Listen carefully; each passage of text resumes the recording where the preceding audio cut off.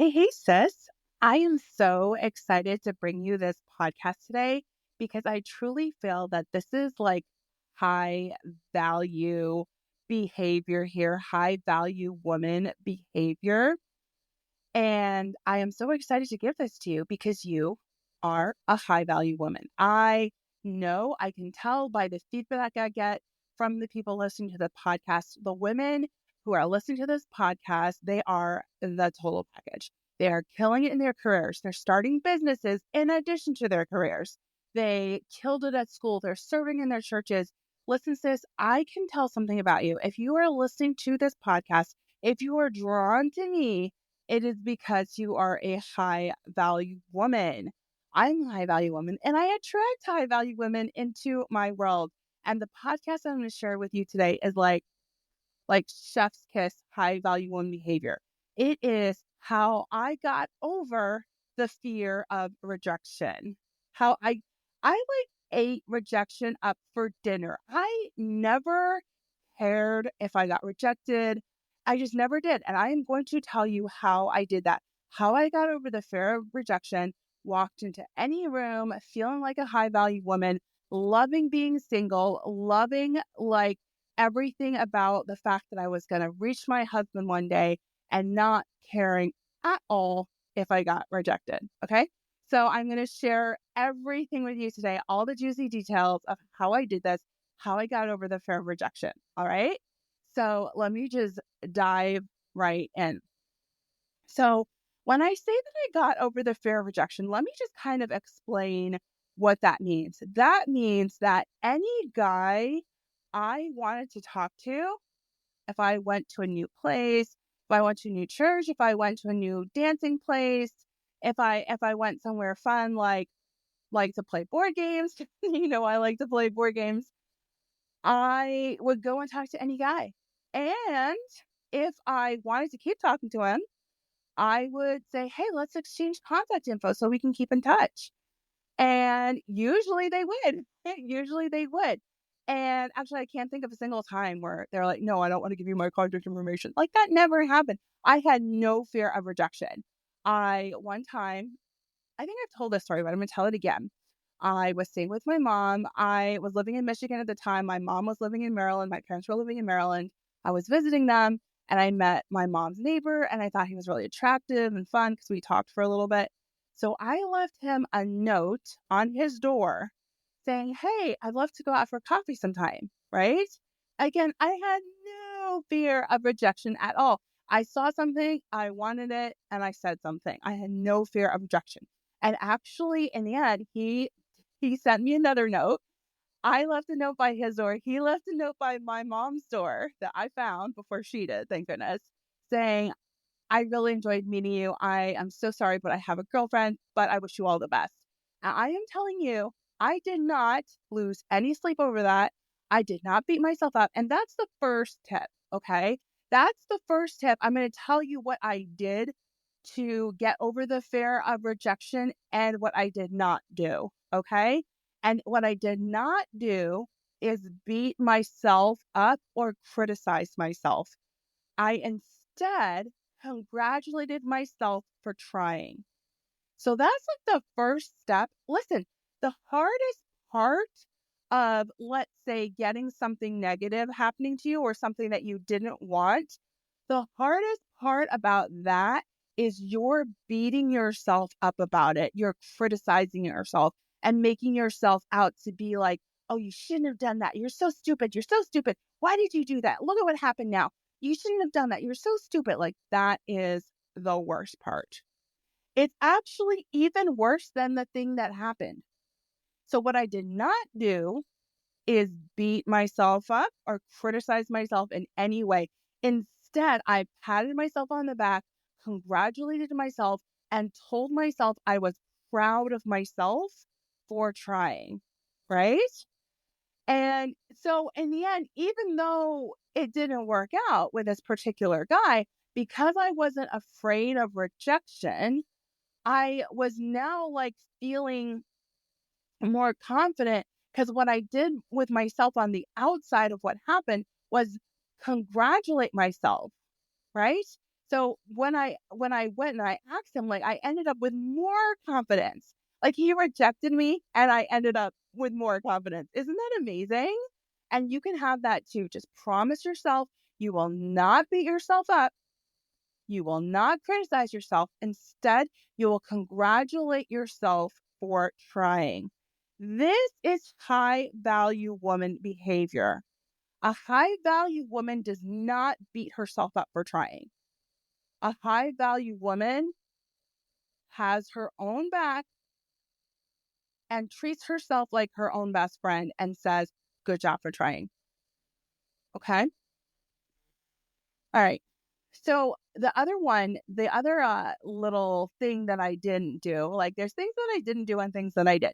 There was this one time, this one guy that I liked a whole lot, and he was a Christian guy, and he was a lot like me. We had a decent amount of things in common, and I really liked him a lot. And like he just was like, and that's the thing, because when you meet someone that's like really compatible, you would think that that's when like rejection hurts the hardest. Like, I couldn't get someone that was exactly like what I'm looking for, right? Exactly. Like he was a lot like me. Like his family was a lot like me. His job was a lot like mine. He grew up in the same Christian things. Like we had a lot of things in common. Like he listened to the same pastors that I listened to. So we like our theology was very much aligned. And, there was just this one point where we were talking and he was just like, just I just do not want to be in a relationship with you. I'm not attracted to you. And in that moment, I felt like a high value woman. And here's what I did not do. I did not make his rejection mean I would stay single forever. I know. I know a lot of people are tempted to do that. Something happens with a guy and instantly their mind goes, oh my gosh, like he was so perfect for me. I'm never going to find another guy like him. Like it was so hard to meet someone who was just like what I was looking for. I can't believe this is happening. I'm going to be single forever.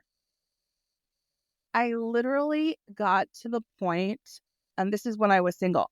And this is how, like, if you want to love being single instead of it feeling like drudgery and feeling like the like the worst thing in the world, if you've got to develop this high value woman like thinking, this high value woman behavior, because instead of telling myself I was going to stay single forever, my thought was, I wonder who I'm going to meet next.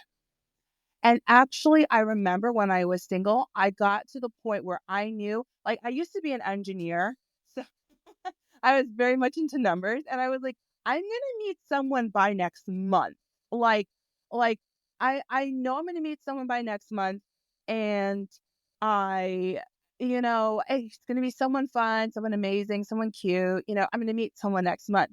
So instead of here's what I did. I did not make it mean that I was going to be single forever all, at all. I was like, next, moving on. And I did this so many times. I I did this so many times. I remember I was hanging out with a guy at a swing dance weekend and he rejected me. He said whatever he said. And literally by that same weekend, I was on to flirting with another guy. Like that same weekend. That same weekend, I had met someone cool that I really enjoyed and was having fun with and like enjoying talking to like that weekend. And like the other guy, I was like, what, who?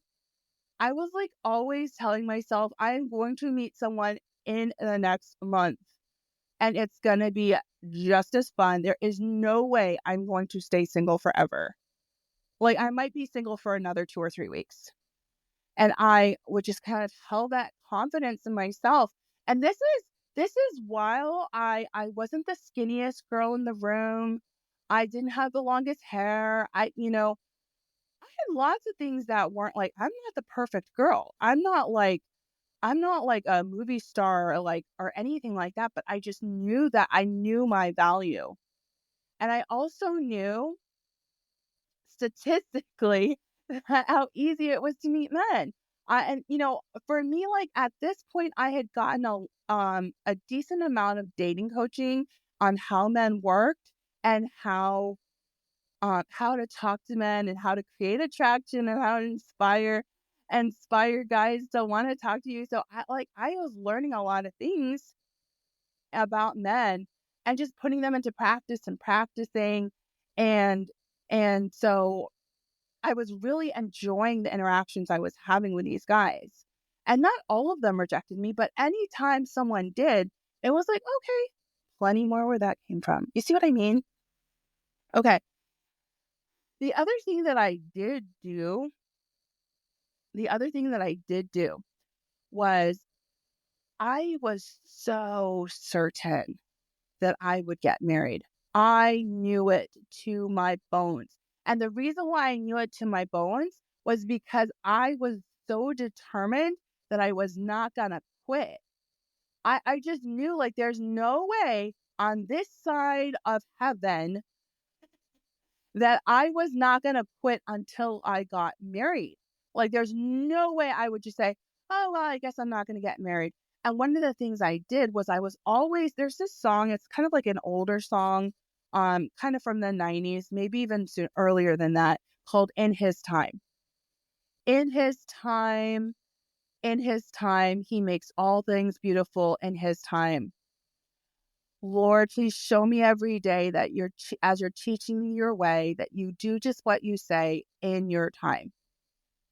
And I knew that marriage was for me. I knew that the way God created me, the way I was, the way my heart was, I looked at those scriptures that said it's better to marry than to burn with passion.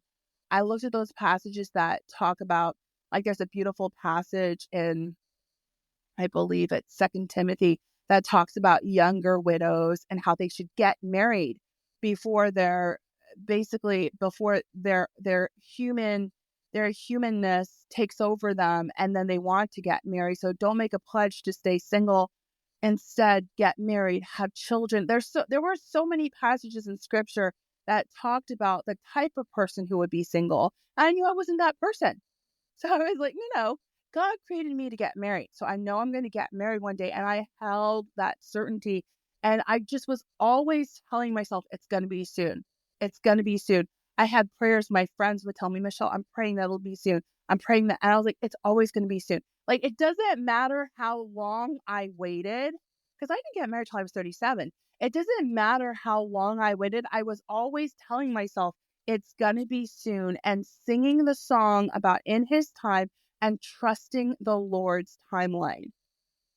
And when you do that and a guy rejects you, that kind of space that you're in, that kind of mindset, that kind of like you're in such a secure place. He can't shake that. When guys reject you, they can't shake that. It for me, like when they do that, like it literally, I'm like glad. Like when a guy rejected me, I kind of got to the point where I was glad. I was like, good, now I don't have to spend any more time on this guy. This guy wasn't my guy, so now I can move on and find my guy, right?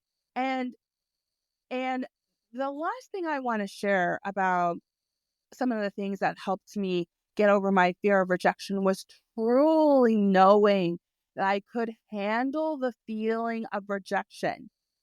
Sometimes I talk to people and they're really afraid of that feeling. That feeling just feels scary to them. It feels really, really uncomfortable. But if you can get to the point where you're not afraid of that feeling of rejection, you got to be doing all the things I'm telling you. You can't be criticizing yourself. You can't be beating yourself up. You've got to hold the certainty that you're going to get married one day. You've got to be doing all those things. And then when that feeling of rejection comes and the guy says what he says, that feeling is so small because you're not questioning your worth. You're not questioning your value. He's just letting you know, I'm sorry. I don't think you're my person. And you're like, oh, okay. You're not my person. And that's it. I get to a point where I tell my clients, I actually don't think rejection is a thing. Like human beings can't reject human beings.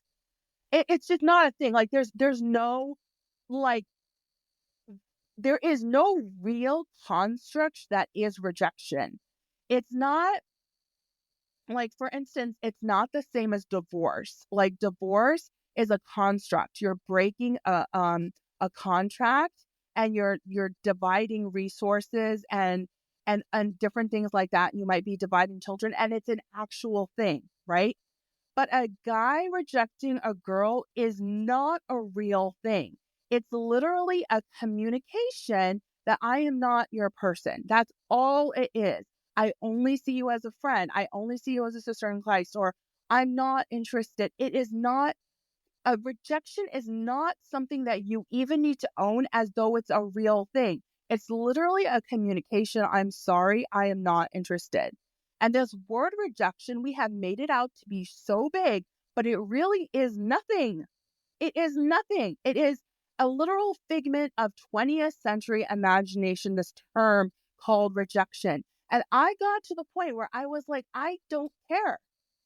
I don't care if I'm rejected. I can handle that feeling. I am not afraid of that feeling. I am not afraid of feeling rejected. In fact, I reject rejection. You are not my person. Thank you for letting me know. That is it. And it felt so good. I mean, I am telling you, like, if you can get to the point where you are less afraid of feelings, you will be, my friend, unstoppable. If you are not afraid of being embarrassed, if you are not afraid of being lonely, if you are not afraid of being disappointed, you will be unstoppable, because all a feeling is a vibration in your tummy, a vibration in your chest, and it is not going to kill you. A feeling is a very, when you can shrink it down, don't make your feelings so big.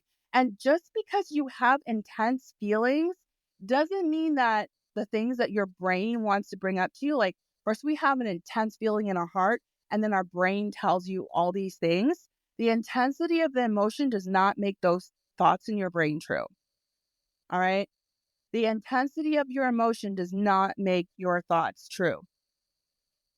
So this is what I did not do and what I did instead to get over the fear of rejection.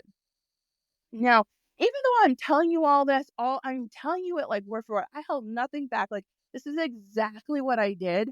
I got coached on this. I trained my mind to think like this. My parents would talk to me this way. My friends would talk to me this way. Like I said, I got coaching on this, and I'm now sharing all this richness with you.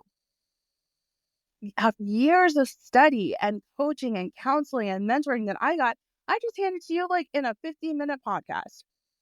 Now, even though I'm giving you this strategy and this mindset, you are still going to want to come work with me, because knowing what to do and how to do it is not the same as doing it. Knowing what and how to do something is not the same as actually doing it. And I've done what you wanted to do. I've found my husband. I've helped so many other women find their husbands. I just in this calendar year alone, 3 of my clients have gotten married, 3 now have gotten engaged, and 6 have gotten into committed relationships with amazing godly men. That's like a testimonial every month. Like, every single month, I hear from another woman who is madly in love, engaged, married, in a relationship, something like that. And I've done what you want to do, in that I overcame my own singleness and got married. And so what I do for you as your coach is hold 100% belief high. Hold that belief high for you. Hold the standards high for you of who you are looking for, even when your brain wavers. I help you with mindset and strategy. I help you with your dreams, no matter how hard to believe they are. For instance, I'll give you like a funny dream. Like, what if you got married, not married, let's not say married. Let's say you got into a relationship by Christmas. Now, Christmas is 5 weeks away. That might seem delusional, but I can help you do that. I met Caleb, and within 3 weeks, we were in a relationship, and Christmas is 5 weeks away. We got time. We got loads of time. So if you want to get into a relationship that soon, yes, I can help you with that. Now, if you have specific questions, if you want coaching, if you want to talk to me specifically about your love life, I recommend you do that. You join me in private one-on-one coaching. It's the only way to work with me for the rest of 2024. It is also the most luxurious premium way to work with me. My one-on-one coaching is $15,000 for 6 months. It's my most high level, high touch, intimate coaching experience where you get to talk to me one-on-one by yourself. You get 100% undivided attention from me, my expert brain on your love life, giving you undivided attention for your goal of finding a husband. Now, if that lights you up, if you heard $15,000 for 6 months and you love spending that kind of money on yourself and it lights you up to invest in yourself that way, you are my woman, because you are that premium, luxurious person that likes to buy premium, luxurious things. So what I want you to think about, is, how can I say yes to myself and to my dreams? And how much longer do I want to delay where I am losing hope, where I am getting discouraged, where my light is fading, where my light is dimming? How much longer do I want to do that? Right? The women that work with me, they work with me because they love my personality. They love my story. They relate to my life and to the things in my life. They feel like, also, like, a lot of the women that work with me, they tell me, like, I feel like you read my mind or you read my diary. Like, I heard that the other day. I feel like Michelle's reading my diary, like she knows me that well. And I know you that well because I was you. I was that single girl who really wanted a husband. So I got help. I got mentors and got counselors in every area of my life. I used to be an engineer and I got mentors and counselors there too. So my love life wasn't going to be any different. And that's how you feel.